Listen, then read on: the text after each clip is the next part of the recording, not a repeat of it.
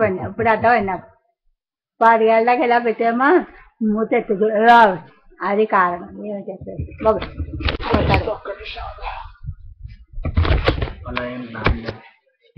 ఇది ఎప్పుడు బొట్టు చెరిగిపోయి ఎలా ఉన్నానా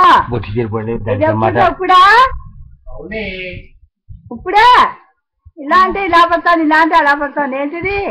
తీసినప్పుడు అలా తినప్పుడు అలాగా ఉండేది బాబు కాముడు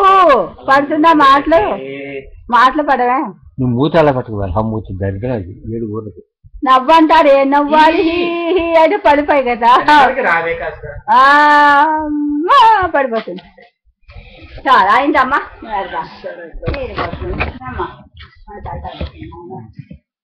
నీరు పడుకుంటాను 2 పూట్ల నది నది రాకుండా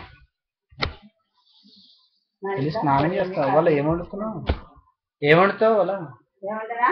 టిఫిన్ కదా రొట్టెలు చేసేస్తాను కూర చేసేస్తాను